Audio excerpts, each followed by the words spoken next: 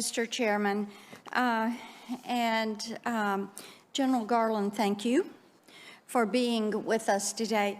I have to tell you that it is with much disappointment that I have watched the DOJ be so politicized, and the way things have been carried out. When you look at the memo to parents, you've heard a lot about that today, and it's because we're hearing a lot about that. And I just have to ask you, knowing that you really helped bring to justice those that caused the Oklahoma City bombing, would you really honestly put parents in the same category as a Terry Nichols or a Timothy McVeigh? My God, absolutely not. Then why would you ever release a memo? I mean, did you write that memo? Did staff write that memo? What would have led you to do this? It is so over the top.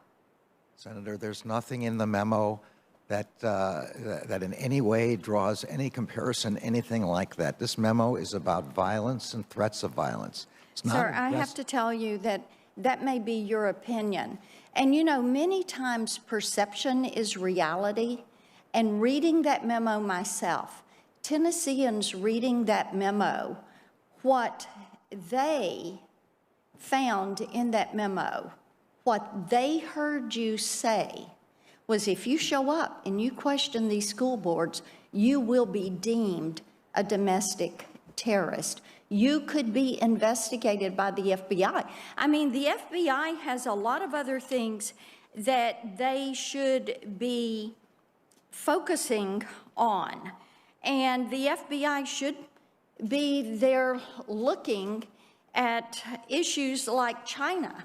Now, the Knoxville FBI has been very concerned about China.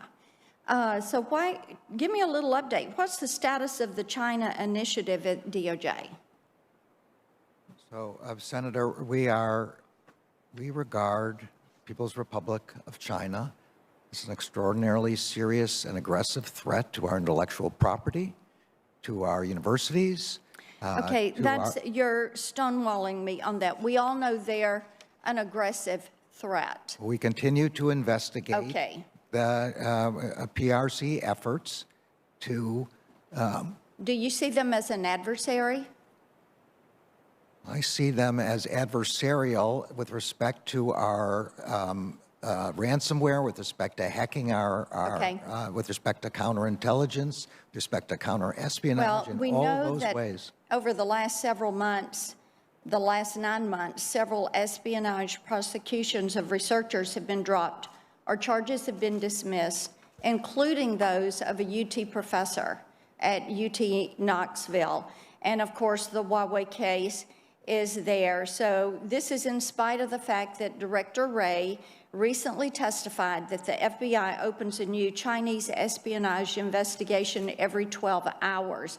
So are there apparent failures of the initiative? Is it a lack of leadership, or is it a compromise position with the administration? Is it incompetence?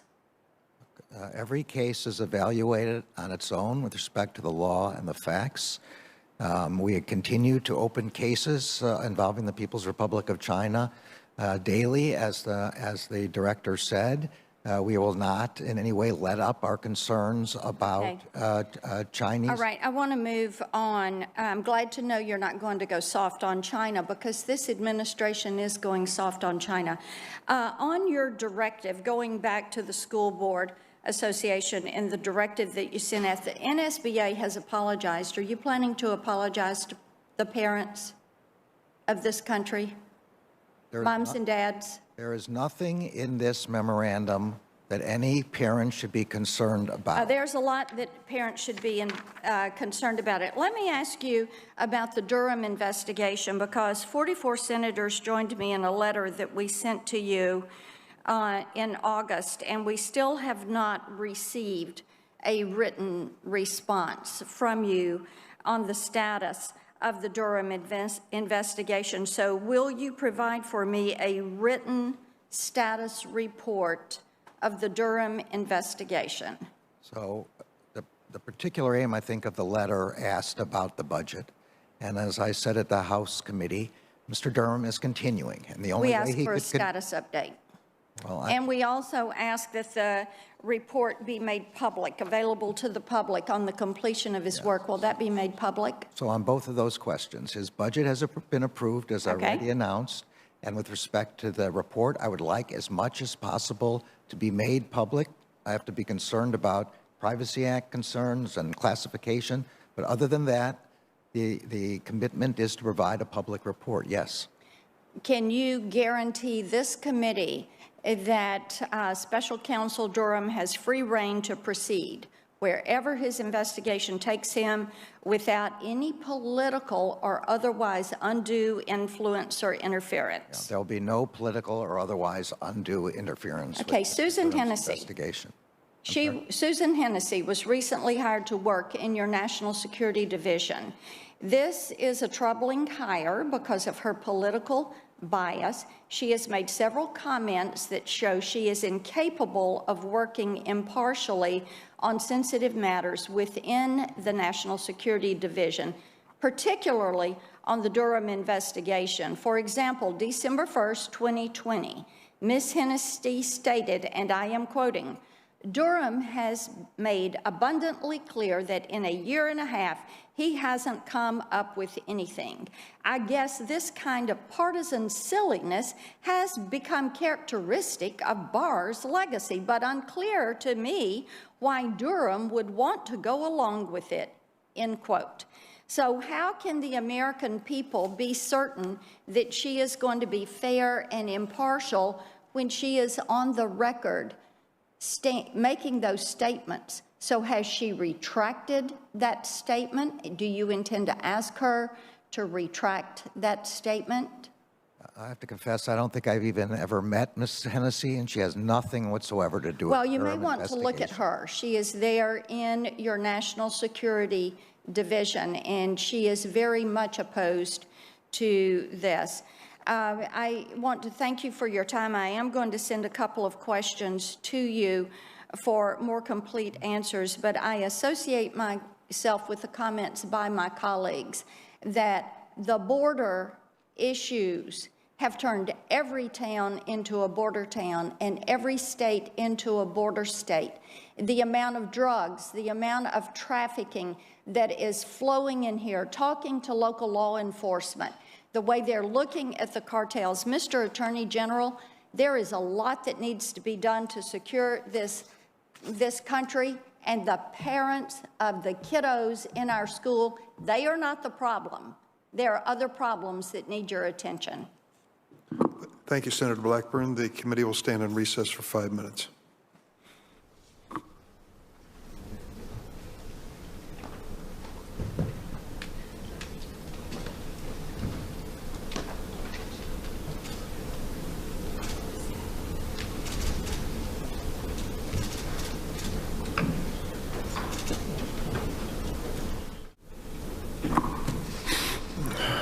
Committee will resume. Senator Hawley.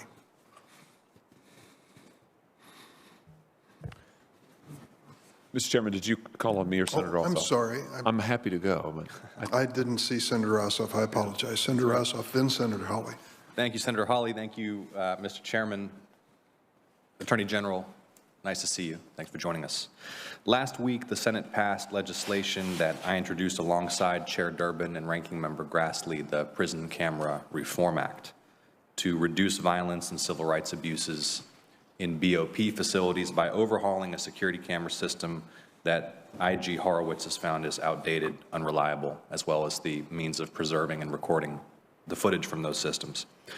Do you agree that these reforms are necessary, and should this bill become law, will you commit to prioritizing the implementation of the requirements it imposes upon the BOP?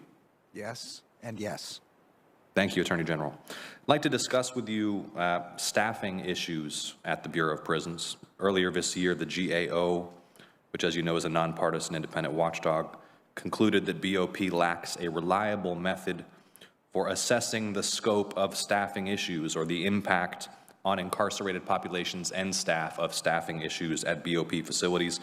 Do you agree the inability to reliably measure this problem impedes BOP's ability to address gaps, for example, shortages of medical staff, shortages of personnel who will help implement the First Step Act and anti-recidivism programs, as well as makes it more difficult for Congress to respond? And will you commit to working with my office to help identify where there's gaps in planning or budgeting or personnel management or the authorities that BOP has? Yes, Senator. I met with the Comptroller General about this, about the various of his reports, and this one in particular. And I agree this is a serious problem at the Bureau of Prisons. The Deputy Attorney General has been working on this problem for quite some time now, as she has repeat meetings with the Bureau of Prisons to go over this issue with respect to staffing and assessment. And I'd be happy to have somebody on our staff meet with your staff.